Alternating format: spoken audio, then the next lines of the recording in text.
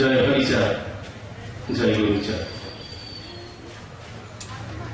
মঞ্চে উপবিষ্ট গুণীজন, সামনে বসে আছেন বিজ্ঞজন, মা, বাবা, ভাই, বোন, প্রত্যেকে আমার শ্রদ্ধা ভালোবাসা জানাই।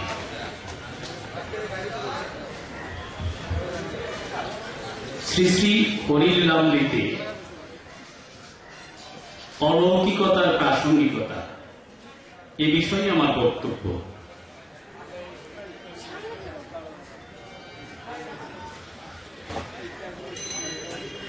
আমরা আলোচনার আগে বুঝে নেব বৈদিক এবং অবৈদিক। আমি সামান্য একটু টাচ করে আলোচনার মধ্যে চলে যাব।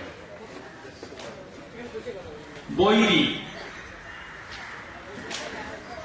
প্রধানত বেদকে আশ্রয় করে যে অমানবিক, অবৈজ্ঞানিক,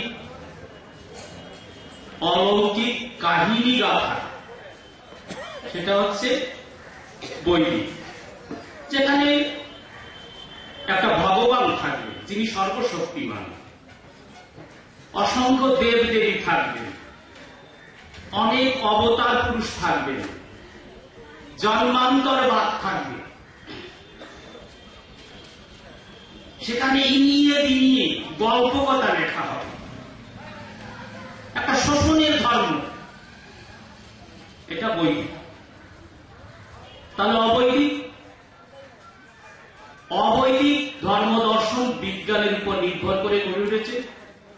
অত্যন্ত মানবিক, বিজ্ঞান ভিত্তিক, পরিশুদ্ধ একটি ধর্ম, যা মানব জীবনকে ক্রমশ উন্নতির দিকে নিয়ে যায়, প্রগতির দিকে নিয়ে যায়।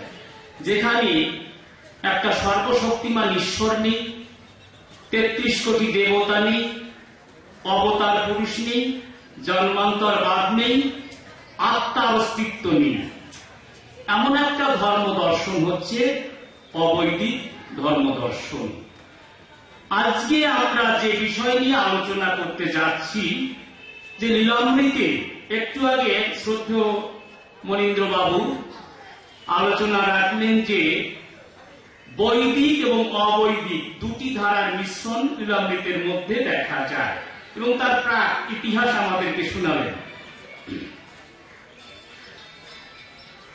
কবি চূড়ামণি রসরাজ তারক সরকারের শ্রী শ্রী হরিলীলামৃত গ্রন্থখানি মতুয়া ধর্ম দর্শনের একমাত্র আকর গ্রন্থ, এতে ভুল নেই। কিন্তু আমরা একটু লক্ষ্য করলে দেখতে পাব সেই লীলামৃতে দুটি ধারার সংমিশ্রণ ঘটেছে, একটি বৈদিক, অপরটি অবৈদিক। তা আমি একটু আগেই বললাম বৈদিক মানে সেখানে অলৌকিক কাহিনী, গল্প কথা, যা মানব জীবনের সঙ্গে যার কোনো যোগ নেই, অপার্থিব, এরকম কিছু কথা যাতে আছে। একটা ধর্মীয় শাসন অনেক মানুষের উপরে, জুলুম, একদম মানে শোষণের একটা চরম নিদর্শন হিসেবে ওটাকে দেখানো যায়। মতুয়া ধর্ম তো তা নয়, অবৈদিক, মানবিক, বিজ্ঞান ভিত্তিক, যুক্তিবাদী, পরিশুদ্ধ একটি ধর্ম। সেখানে কি করে যে মতুয়া দর্শনের প্রবক্তা শ্রী শ্রী হরিচাঁদ ঠাকুর তার ধর্ম দর্শন লিখতে গিয়ে সেখানে দুটি ধারার সংমিশ্রণ এবং কেন, এটা তো এ যুগের গবেষকদের মনে প্রশ্ন, এটা কেন হল? এই প্রশ্নে কারণ দর্শাতে গিয়ে আধুনিক কালে, বর্তমান কালে প্রায় গবেষকই একটি মতে তারা আস্থা রেখেছেন। প্রায় গবেষকই প্রায় একটি মতই পোষণ করেছেন। সেটা কি? প্রায় আমরা শুনতে পাচ্ছি তারক গোসাই বৈদিক ভাবাপন্ন, তিনি বৈদিক কবি। আর এই বৈদিকতা তিনি পারিবারিক সূত্রে পেয়েছিলেন। যেহেতু একটু আগেই বলা হয়েছে তারক সরকারের পিতা কাশীনাথ, উনি কবিগান পরিবেশন করতেন আর কবিগান পরিবেশন করতে গেলে বেদ, পুরাণ, গীতা, ভাগবত, রামায়ণ, মহাভারত এই সমস্ত বৈদিক গ্রন্থ পড়তে হতো, তো ভুল নেই। এটা পড়েছেন, কবিগান করতে গেলে এটা পড়তে হয়। পরবর্তীকালে তারক গোসাই পিতার পেশাকে গ্রহণ করেছিলেন, তিনিও কবি হয়েছিলেন, কবিগান গাইতেন, তাকেও বিভিন্ন গ্রন্থ পড়তে হতো যেটা বৈদিক গ্রন্থ। তখন তো আর এই ধরনের গ্রন্থ ছিল কিনা জানি না, তার আগের ইতিহাস যেটা দাদা বলে গেলেন তখন ছিল বুদ্ধ যুগে, কিন্তু তার একটা মিডিল যে সময়টা, তখন এই ধরনের গ্রন্থ অবৈদিক গ্রন্থই, সেগুলো পড়ে কবিগান পরিবেশন করতেন। একটা সময় কবিগান তো শোনার মতো ছিল না, অশ্রাব্য হিস্তি খেউ দিয়ে আদিরসাত্মক ভাবে কবিগান পরিবেশিত হতো, যেটা বলেছেন এটা কি।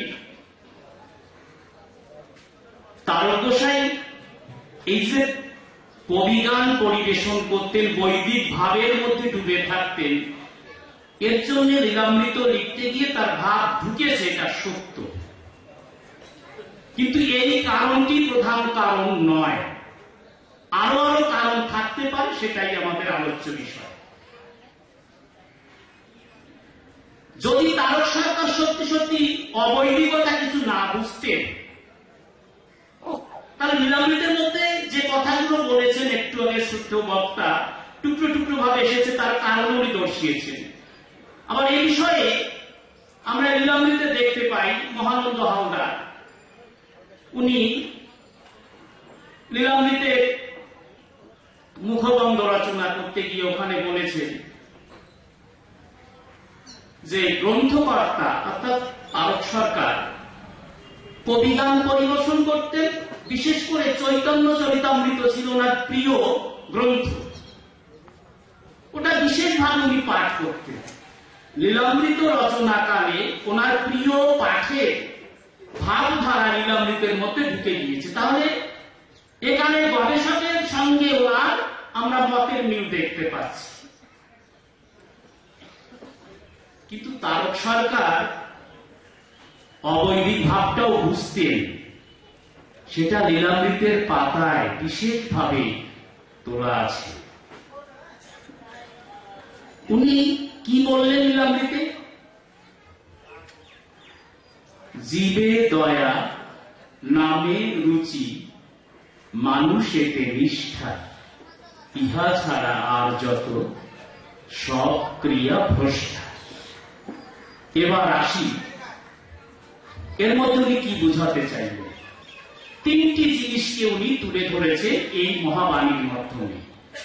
একটা হচ্ছে জীবে দয়া, দুই নামে রুচি, তিন মানুষেতে নিষ্ঠা।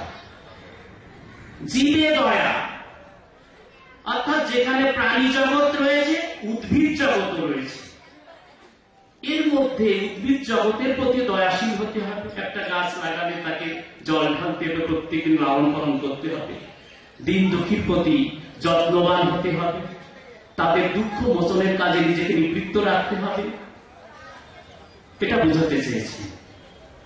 জীবে দয়া, নামে রুচি। এই নাম শব্দটি একটি বিশেষ অর্থে প্রযুক্ত হয়েছে এখানে। নাম মানে হরিনাম, কৃষ্ণ নাম নয়। নাম শব্দটির অর্থ এখানে বিজ্ঞান। নাম শব্দটির অর্থ এখানে বিজ্ঞান মানে বিশেষ জ্ঞান। আর রুচি মানে হচ্ছে অনুরাগ, অর্থাৎ একত্রে নামে রুচি কথাটির মানে হচ্ছে বিজ্ঞানে অনুরাগ। বিজ্ঞানের প্রতি অনুরক্ত হও। যে বিশেষ জ্ঞানকে ধারণ করে, যে বিশেষ জ্ঞানকে আশ্রয় করে, শুধু এ যুগে নয়, অতীত ভারতবর্ষে, অতি প্রাচীন ভারতবর্ষে যখন আর্যরা আসেনি, এই বিশেষ জ্ঞানকে আশ্রয় করে ভারতীয় মানুষ সেখানে সাম্যের একটা বাতাবরণ তৈরি করেছিলেন। এবং বর্তমান কালেও বিশেষ জ্ঞানকে আশ্রয় করে আমরা বহির্বিশ্বে যা কিছু সুন্দর, যা কিছু আমাদের সহজলভ্য, সেটা পাচ্ছি। এই যে আলোটা জ্বলছে বিশেষ জ্ঞানের জন্য, এই যে পাখাটা হচ্ছে বিশেষ জ্ঞানের জন্য, এই যে আমি ছোট করে কথা বলছি, বড় করে শুরু হচ্ছে বিশেষ জ্ঞানের জন্য, এই যে ট্রেন চলছে বিশেষ জ্ঞানের জন্য, রকেট চলছে মহাশূন্যে বিশেষ জ্ঞানকে আশ্রয় করে। এই যে ছোট্ট একটি যন্ত্র দেখতে পাচ্ছেন আমার হাতে, এ তো কতগুলো বল বাচ্চা। আপনার সন্তান হাজার মাইল দূরে আছে, আপনার দেখা করতে হবে, কিন্তু সেখানে যে দেখা করার সময় আপনার নেই। এই যন্ত্রটি এমন ভাবে কাজে লাগাচ্ছে, সন্তান থাকিলে দূরে হাজার মাইল, তার সঙ্গে কথা বলায় ছোট্ট মোবাইল। এ কথা বলাচ্ছে বিজ্ঞান। কৃষি কাজ করছে বিজ্ঞান। ভাত খেলে কি হয়, ভাত এমনই একটা খাবার বাঙালি, আপনি মাছ মাংস ডেইলি খান, কয়দিন পরে আর খেতে পারবেন না। ভাত এমনই একটা খাবার যে প্রত্যেকদিন খেলেও সেটা খেতে ইচ্ছা করে। এটার এরকম গুণ মানুষ এটা বুঝেছে, এর মধ্যে বিজ্ঞান। অর্থাৎ বিজ্ঞান ছাড়া কিছু নেই।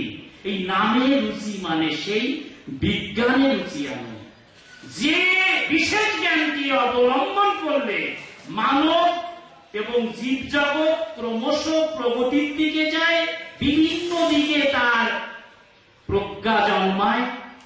একজন মানুষ যেমন নৈতিক জ্ঞানের অধিকারী হতে পারে, চরিত্রবান হতে পারে, পরিপূর্ণ মানুষের রূপ নিতে পারে, শ্রেষ্ঠ জ্ঞানী বিশ্বের বুদ্ধ তার মতো পরিপূর্ণ রূপ সে পেতে পারে। এই জ্ঞান রূপ নাম, তার প্রতি অনুরাগ জন্মানোর কথা বলছি লীলামৃতে। তাই বলছে নামে রুচি, জীবে দয়া, নামে রুচি, মানুষেতে নিষ্ঠা। সৃষ্টির শ্রেষ্ঠ সম্পদ মানুষ। কে কোন ধর্মের মানুষ, কে কোন জাতের মানুষ, কে ছোট কে বড়, কার অস্তিত্বহীন মানুষ, কার অস্তিত্ব নেই, কার অস্তিত্ব আছে, এর ঊর্ধ্বে উঠে মানুষের প্রতি দৃঢ় আস্থাকে বলা আছে নিষ্ঠা। প্রত্যেকটি মানুষের মধ্যে যে দৃঢ় আস্থা মানে বিশ্বাস, যে বিশ্বাস থেকে ভালোবাসা জন্মায়, যে ভালোবাসা থেকে দায়বদ্ধতা জন্মায়, দায়বদ্ধতা থেকে জন্মায় আমার কিছু করতে হবে পৃথিবীর জন্য, পৃথিবীর মানুষের জন্য। এটা হচ্ছে মানুষের নিষ্ঠা। বৈদিক ভাব আছে কি? তাহলে অবৈদিক, হরিচাঁদ ঠাকুরের যে অবৈদিক জ্ঞানের দর্শন, জ্ঞান কর্ম বাণীর ধর্ম, মধ্য ধর্ম, সেটাই বাণীর মধ্যেই তার গোসাই কিন্তু লিখেছেন। এরপরেও প্রশ্ন জাগে, তাহলে উনি কেন এরকম অলৌকিক ধারা, একটা বৈদিক ধারার মিশ্রণ ঘটালেন? আজকে আমরা 100 বছর পরে, অর্থাৎ লীলামৃত প্রকাশের 100 বছর পরে যারা গবেষণা করছি, যারা দুটি কথা বলছি, আজকে জানতে হবে এই সময় থেকে, আজ থেকে 100 বছর আগের সময়ের অনেক কিছু পরিবর্তনে এর সঙ্গে মিল ছিল না।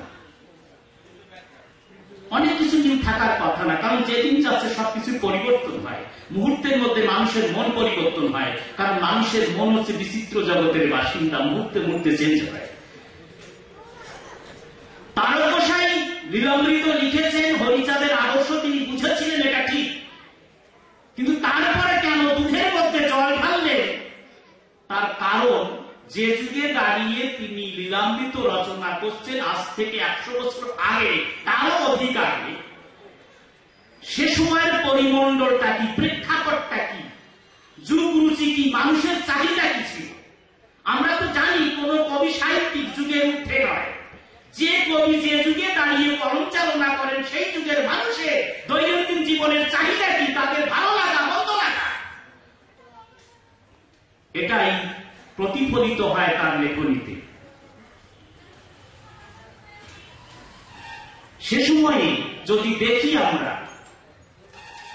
আমি তো ছোটবেলা দেখেছি, বেশি দিনের কথা, আমার বয়স কদিন, মহাভারত পাঠ হচ্ছে, ভাগবত পাঠ হচ্ছে, পাঠক পাঠ করছে, নরনারী বসে আছেন সামনে, ওই গল্প কথা শুনছে, এক আলব্যের আঙুল কেটে নিল, দ্রোণাচার্য কৌশল করে আঙুল কেটে নিয়েছে, তার সারা জীবনের সাধনা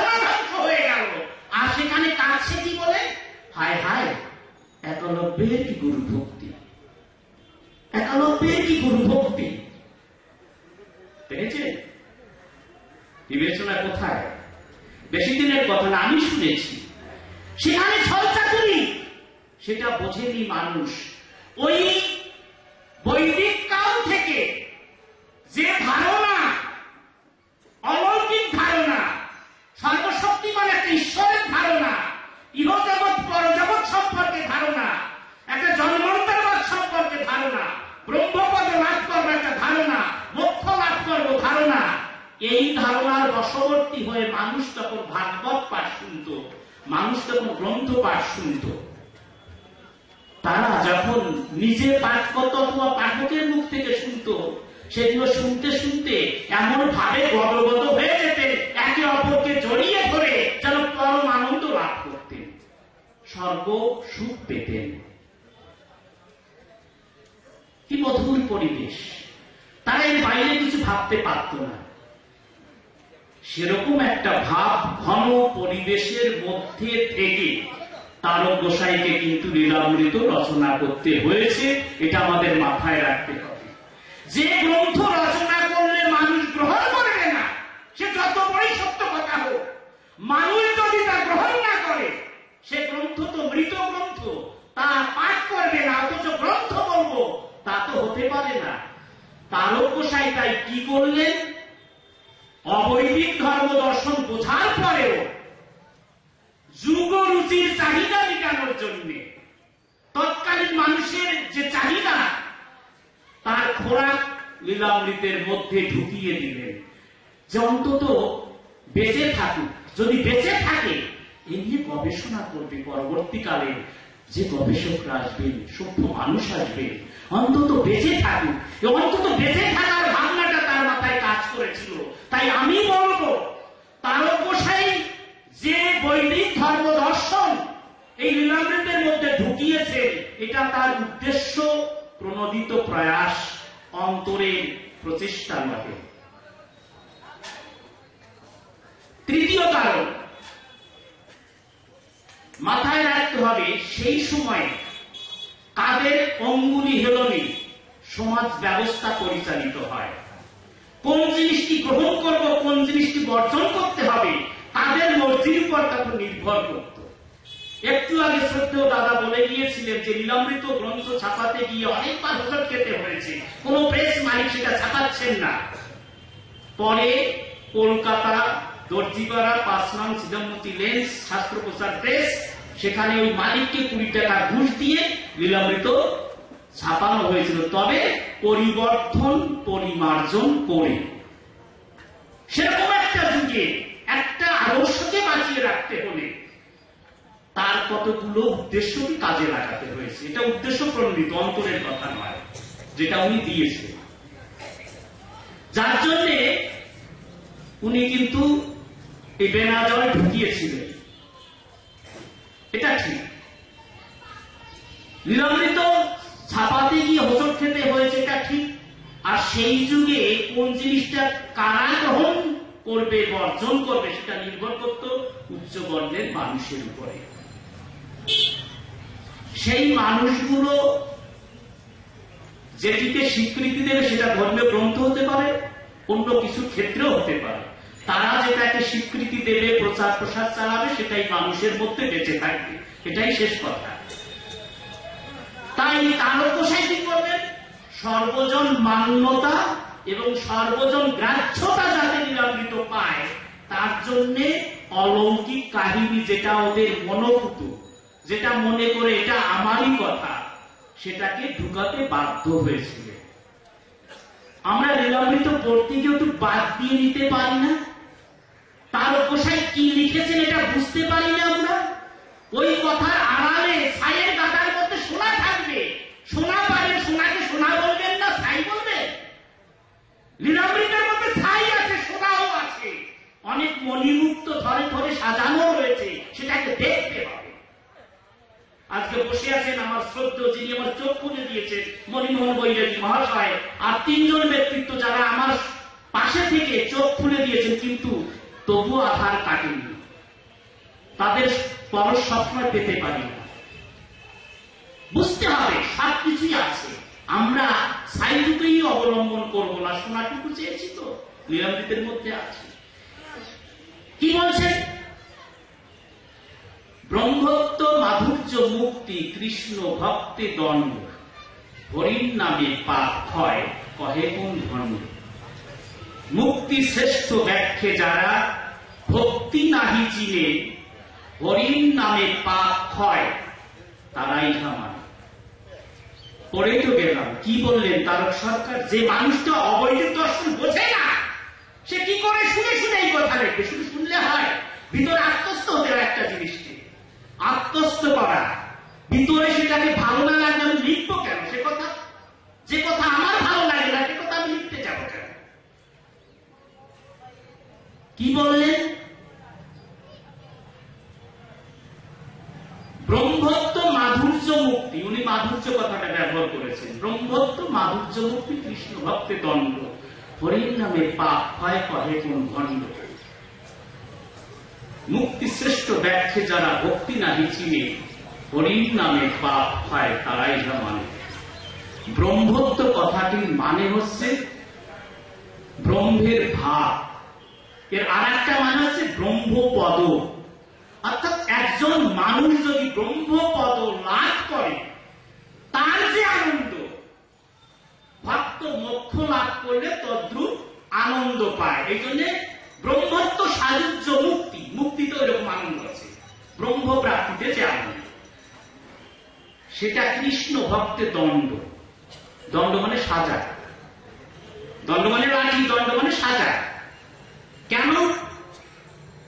একটু দূরে সরে যান, আরো অতীতে দেখবেন এই মোক্ষ পাওয়ার জন্য মুনি ঋষি ভারতীয় অনেক মানুষ তারা গিরি গুহায় তপস্যা করছেন, হরির নাম জপ করছেন, কেউ ঊর্ধ্বপদে হেট মুন্ডে নিচে অগ্নি প্রজ্বলিত করে তপস্যা করছেন, কেউ পর্বতের উপরে বসে তপস্যা করছেন, কেউ না খেয়ে তপস্যা করছেন। এগুলো সাজা হয় কি? দণ্ড মানে শাস্তি, তারকসাই মতন শাস্তি। কারণ হরির নামে পাপ হয় হয় না, অথচ যে মোক্ষ নেই মুক্তিও নেই, এরা সেই মোক্ষ এবং মুক্তিকে পাওয়ার জন্য এরকম সাজা ভোগ করছে নিজেরা। হরির নামে পাপ হয় কহে কোন ভণ্ড। পাপ মানে হচ্ছে অজ্ঞানতা, পাপ মানে অজ্ঞানতা।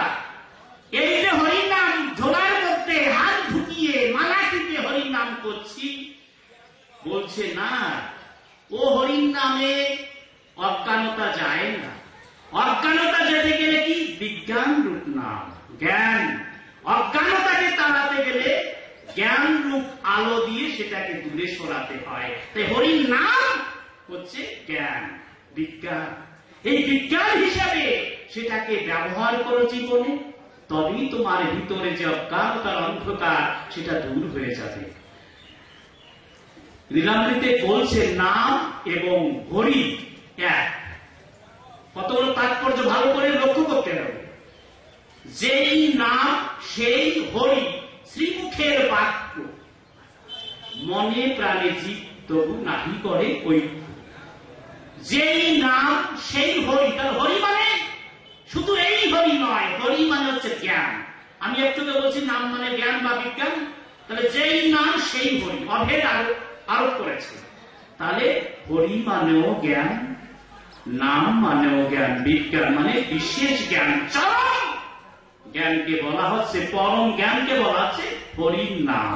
এই পরম জ্ঞান, এটাকে গ্রহণ করে যদি আমরা বুঝে যদি আমরা হরির নাম করি, তবেই জ্ঞানের আলোকে ভিতরে যে অন্ধকার, যে অন্ধকার সূর্যের আলো দূর করতে পারে না, সেই অন্ধকার আপনা থেকে দূর হয়ে যাবে। সাগর গাইতে চালিয়েও ভিতরের অন্ধকারকে দূর করা যাবে না। জ্ঞান রূপ আলো দিয়ে সেটাকে অনায়াসে সরিয়ে দেওয়া যায়। হরিলীলামৃত পাঠের কালে যদি একটু সচেতন ভাবে আমরা একটু লক্ষ্য রেখে দেখি, তাহলে দেখব লীলামৃতের পাতায় পাতায় অসংখ্য মণিমুক্ত থরে থরে সাজানো রয়েছে, যেগুলোকে যদি আমরা হৃদয়ে আশ্রয় দিতে পারি সেই মণিমুক্তর পুঁতিতে শুধু নিজে না বিশ্ব জগৎকে আলোকিত করতে পারি। মতুয়া দর্শন এমনই একটা দর্শন যে দর্শনের বীজ যদি মানুষের মধ্যে ঢুকিয়ে দেওয়া যায় বিশ্বকে জয় করা যায়, এমন একটা মহামন্ত্র লুকানো রয়েছে যার নাম ভালোবাসা। ভালোবাসা, ভালোবাসা। যে ভালোবাসা ভিন্ন একজন মানুষ কোনো কিছু করতে পারে না, যে ভালোবাসা ভিন্ন একজন মানুষ বড় জায়গায় পৌঁছাতে পারে না। এই মানব প্রেমের কথা কিন্তু এখানে বিশেষভাবে তুলে ধরেছি লীলামৃতের পাতায়। আর উনি বৈদিক বেদ বিরুদ্ধে কথা তো বলেছেন। কুকুরের উৎসৃষ্ট প্রসাদ পেলেও খাই, বেদ বিধি শৌচাচার নাহি মানি তাই। বলেননি একটা মানুষ ভিতর থেকে যেটা বোঝেননি সেটা লিখতে পারেন, এটা সম্ভব অসম্ভব। বুঝেছিলেন যে বেদ তখনকার দিনে শুধু নয় এখনকার দিনেও হিন্দু ধর্মের একটা পবিত্র গ্রন্থ। সেই গ্রন্থকে কিভাবে অবমাননা করা হয়েছে, কিভাবে উপেক্ষা করেছেন হরিচাঁদ ঠাকুর। এটা তো হরিচাঁদ ঠাকুরের মুখে বলিয়েছেন তারক গোসাই। এটা তার ভিতরের একটা পরিমার্জিত ফসল যেটা তিনি পেয়েছিলেন হরিচাঁদ ঠাকুরের কাছ থেকে, সেটাকেই তিনি লীলামৃতের পাতায় তুলে ধরেছেন। সেই বেদের বিরুদ্ধে কথা বলা এখনো আমরা সাহস পাই না, তখন তিনি কিন্তু এটা বলেছিলেন। আর চরমতম যে দর্শন গার্হস্থ্য প্রশস্ত ধর্ম, এই ধর্ম সম্বন্ধে তো তিনি দারুণ ভাবে বলেছেন, যেখানে স্রষ্টা ঈশ্বর নয়, স্রষ্টা হচ্ছে বিশ্বের যা কিছু হচ্ছে প্রত্যেকের স্রষ্টা। কলিবে গার্হস্থ ধর্ম রয়ে নিজ নারী, গৃহে থেকে নেশিবান প্রস্তি ব্রহ্মচারী, গৃহ ধর্ম রক্ষা করে বাক্য সত্য কয়, বান প্রস্তি পরমহংস তার তুল্য নয়। ব্যাখ্যা করুন। বেদ পুরাণ কোরআন টেনে নিয়েছেন, এই কয়টা শব্দ আরো যে যে লাইনগুলো আছে লীলামৃতের মধ্যে অবৈদিক ভাবনায় ভাবিত। তাই আমাকে যদিও বলা হয়েছে লীলামৃতে বৈদিক ভাবনা, বৈদিক ভাবনার প্রাসঙ্গিকতা, বৈদিক ভাবনা যতটুকু দেখতে পাই সিটে কোঠা, সেটা এই অবৈদিক ভাবনার আলোকে যদি আমরা একটু তাকিয়ে পড়ি ওটা ফুৎকারে উড়ে যায়, ওটা থাকে না। তাই প্রত্যেক বিজ্ঞজন